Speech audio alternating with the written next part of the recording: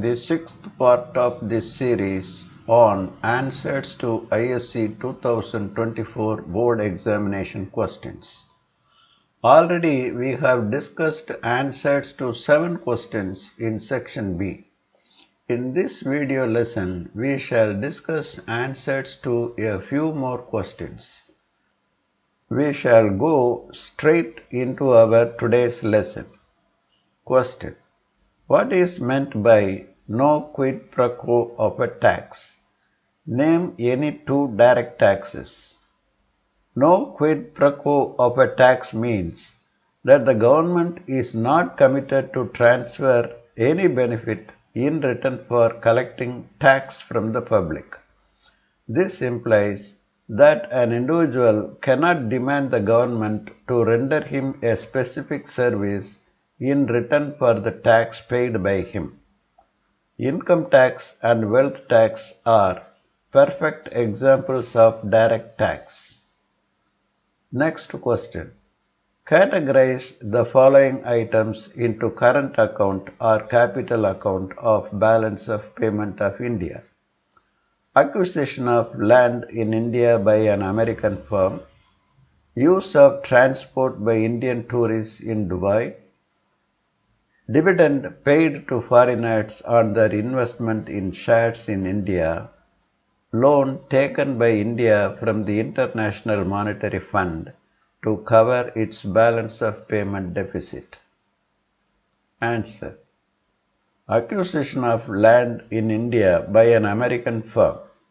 This transaction involves sale of asset by India to American firm. It is to be recorded in the capital account. Use of transport by Indian tourists in Dubai. Indian tourists use the transport services in Dubai. This item must be entered in the current account. Dividend paid to foreigners on their investment in shares in India. Dividend must be recorded in the current account. Loan taken by India from the International Monetary Fund to cover its balance of payment deficit. Loan is a capital transaction. It must be entered in the capital account. Next question. Briefly explain the effect of the following on the balance of payment of a country. A.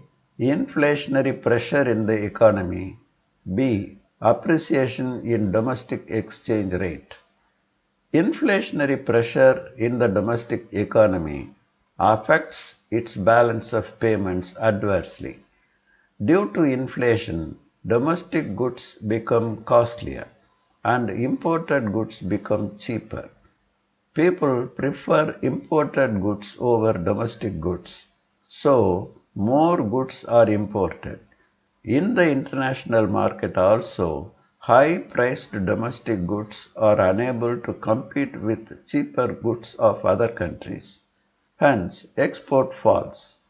An appreciation in domestic exchange rate means an increase in the external value of domestic currency. It also adversely affects the balance of payments. Assume the domestic exchange rate changes from $1 equal to 50 rupees to $1 equal to 40 rupees. After this change, domestic currency becomes stronger and the dollar becomes weaker. This is a perfect example of an appreciation of domestic currency. After appreciation, the export of domestic country suffers. How?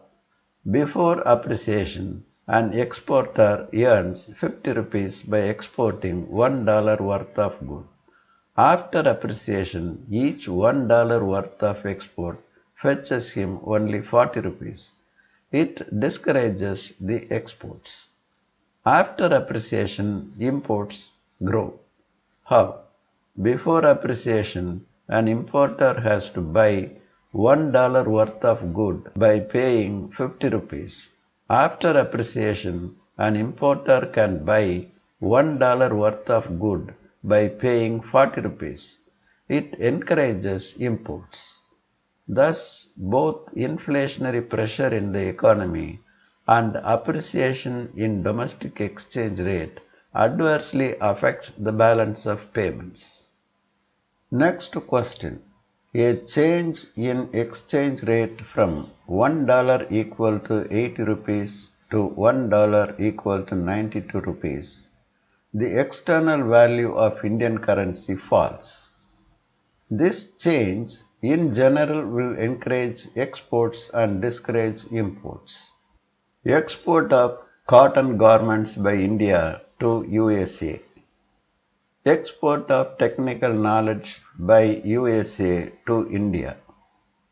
Import of wheat by India from the USA.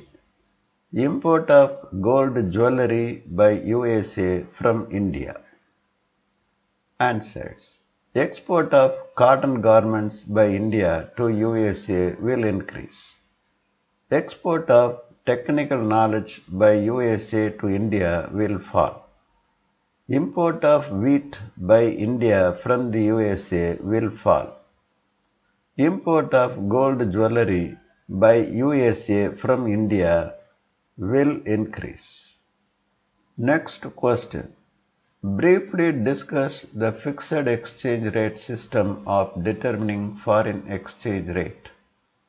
After the Second World War, IMF was formed. The member countries were requested to declare the value of their domestic currency in terms of gold and in terms of US dollar.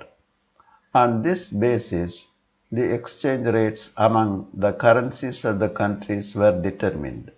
The member countries were permitted to maintain their currency rates within certain specific limits.